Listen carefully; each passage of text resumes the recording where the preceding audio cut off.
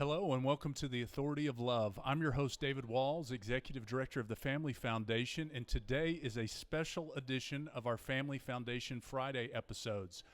I'll be back with Greg next week, but today I'm excited to be joined by a very special guest, our good friend, Kentucky State Senator Robby Mills. Senator Mills is a great pro-family champion, and he's actually going through the 2025 Statesman Academy, hosted by our great national allies at Family Policy Alliance. Senator Mills is a believer, a father, a grandfather, a small business owner in Henderson, Kentucky, and he also now serves as a member of the Senate leadership as the Majority Caucus Chair. So Thank you, Senator Mills, for being with us. Thank you, David. Glad to be here, and we're having a good time here over one state over. That's right. Yeah. So just to give a little bit of context, we're actually attending this week. There's several conferences going on. One hosted by our Family Policy Council friends and our allies in about 40 different states, have organizations that do similar work to the Family Foundation. And then, as I mentioned, our national ally does a great program called the Statesman Academy, where they invite Christian legislators and train them up. And then there's also a social conservative SoCon, as it's known, going on right now as we speak. So we're here kind of at Radio Row here at SoCon, and so I'm excited. We've already had a lot of great information, but just want to talk a little bit, since we've got Senator Mills here with us. We've got the Save Women's Sports law banner behind here, and as our supporters know, in 2022, Kentucky passed the Save Women's Sports law with Senator Mills being the lead sponsor of that bill. We now have 27 states that have passed at least, I believe, similar legislation. And as we talked about last week on the program, the U.S. Supreme Court has now taken up several Save Women's Sports cases, and it's going to be argued in the upcoming term. So this continues to be an important issue. But first, let me just ask you, Senator Mills, what made the work that you were a part of, and so many in the General Assembly over the last couple of years, to protect our female athletes? What drove you to do that? Well, I think it was just really a fairness issue. I mean, I had a daughter at home, played sports and cheered,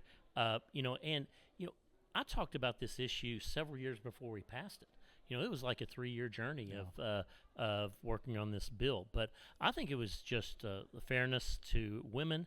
I just saw this as a coming cultural issue, and it's really amazing how this has become the political issue for social conservatives over the last 2 or 3 years. So great, and we had great allies. You brought Riley Gaines on board. That's kind of really sparked her being what I would call kind of a media star now. Oh, my goodness. And every time I see her, she's like, Senator Mills, I can't believe you did this to me.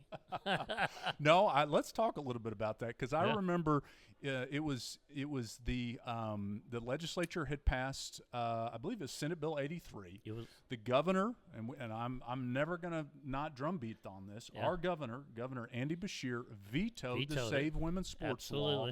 The legislature was poised to override the veto, and then I think really in the veto override period, the Riley Gaines story broke into national news. She had started to do a few interviews, and then she came, I think, at your invitation to the Kentucky Capitol. I met her the first time.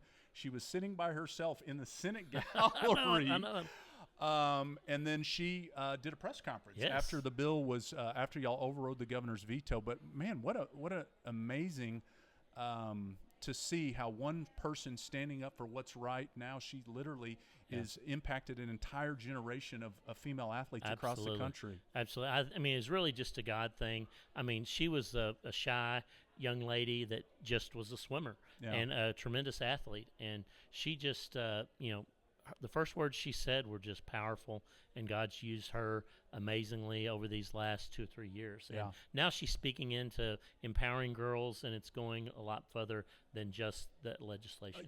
I've seen her, sharing her pro-life convictions and being involved in pro-life work. But again, not to spend the whole time talking about Riley Gaines, but she and the issue of recognizing what was taken from female athletes continues to be in the news. Of course, we believe we talked on this program, Senator Mills, a couple weeks ago about the big news that the University of Pennsylvania has now come out and essentially apologized Yeah. to female athletes like Riley Gaines. Personalized notes from the president. Amazing. It is amazing to see how these things have turned. But news this week, I saw a press release from our Attorney General in Kentucky, Attorney General Coleman, and he signed on to a letter with a number of state attorneys generals from across the country urging the NCAA to fully restore the records of those that were female athletes that were wrongfully erased by male competitors across the country. And we're going to join in calling that,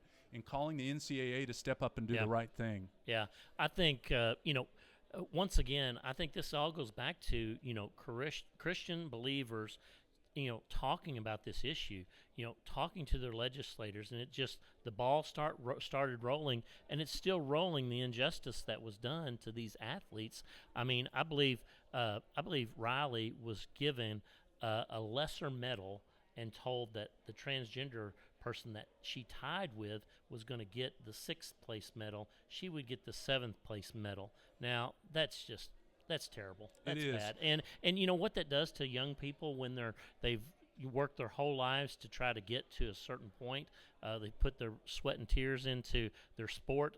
It's just deflating, and these girls need to have that recognition. No, absolutely. And it's even bigger than that because and we were referencing, Leah Thomas, the male swimmer who switched, I think, in just 1 year and started swimming against females. It's not just what happened to Riley. It's what are all the different races that you had to qualify along the line to get all the way to the NCAA championships and all the lost opportunities that were done. So again, we're thankful for Attorney General Coleman and a strong coalition of states that's urging the NCAA to do the right thing. We continue to be thankful for what the Trump administration is doing on this issue and so many others as well. Right.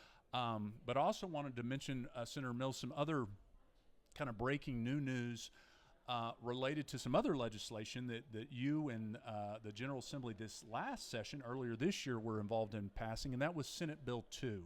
Right. Now, this was legislation to ensure that our tax dollars are not used to pay for gender transitions of convicted felons that are in prison.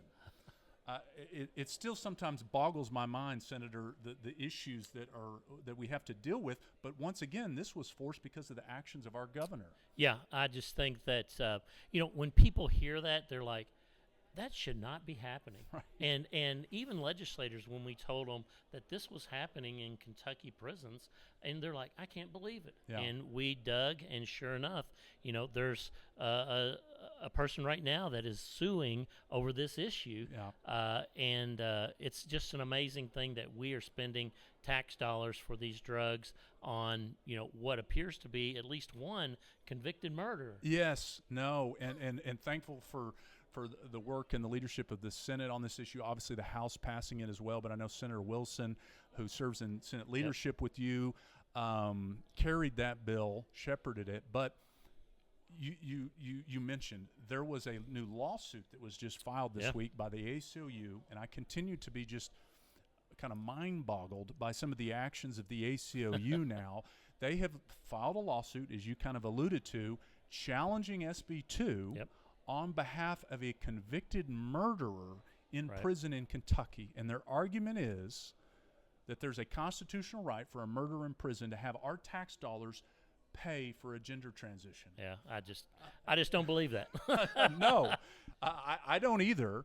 But it just really shows you the situation and really how the radical left is continuing to dig in, even though what we've seen, and you and I at this conference this week have heard just some of the ways in which some of these issues were what animated voters in Kentucky and across this nation to get out and vote and say, we want to return to common sense. Absolutely. We want to return to values that represent Americans and certainly Kentuckians.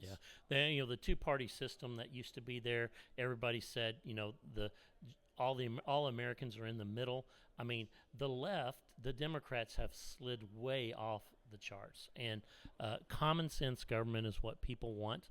People want their money spent on roads, bridges, water projects, things that are, 30, 40, 50 years down the road, those investments are still being used by the citizens, not like crazy things like paying for hormones for a convicted murderer that thinks a male that thinks he's a female. Yeah. Just crazy things. Yeah, as we've continue to see efforts at the federal level, and certainly there needs to be more to rein in, just these examples that we've seen, whether it be from Doge or others, Right. Our tax dollars being wasted.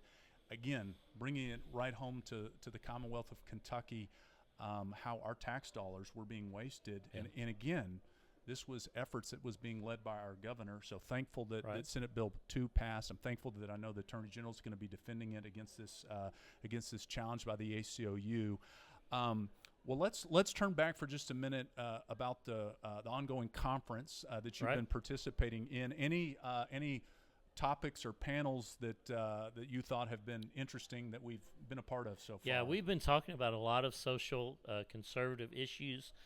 We've been getting practical elected official training.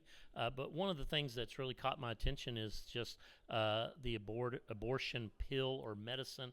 It might be referred to as a chemical abortion.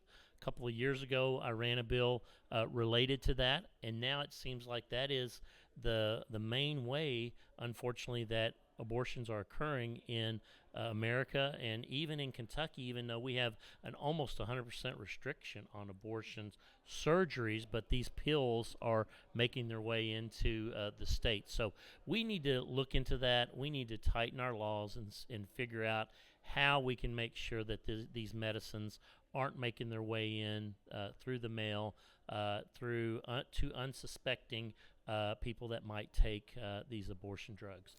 Yeah, it really is the battle right now Yeah. on the abortion issue. It's dealing with the chemical abortion pill, and while we continue to be thankful for the pro-life laws in Kentucky and thankful that those laws all of them continue to remain in effect. Yeah. The reality is Kentucky, just like many places across the country, dealing with these mail order chemical abortion pills coming in, and as we talked about, there was a big report that came out. You probably heard about this a couple of months ago, pointing out that the harm that they do to women. Yeah. And I think I forget the statistic, but I think it was something of the order of 10 times, maybe more than that, more dangerous than what the FDA has said they actually Yeah. are as it relates to the woman taking the pill. Obviously, every time one of these pills is successful, Yeah. we're talking about ending the life of an unborn child, but then the complications that come Yeah. for the woman, and we're still dealing with the after effects of the Biden administration and how it removed any protocols and protections that had been in place. So I too, I would say that was one of the most eye-opening conversations that I heard and was a part of, and certainly something that I think in Kentucky and a number of other pro-life states still needs to be addressed. Absolutely. we Kentucky's leading on a lot of these issues, and I just want to make sure that you guys get recognition for the work that you do at the Capitol and the information that you bring to the legislators and the education that you bring to us as well. We all work together as a team, and we're having success in Kentucky on multiple fronts. Absolutely, and I just want to mention too, we're excited. I know Senator Tishner's going through the Statesman Yep, Academy she as is. well, and has been here. So, well, Senator Mills, thank you for your Thank you, work. David. Thank you for joining us. And as I close here today, as Greg likes to say, thanks for joining us. Thanks for your prayers. Thanks always to the Lord. Make it a great day in Christ. I'm David Walls with the Family Foundation, and you're listening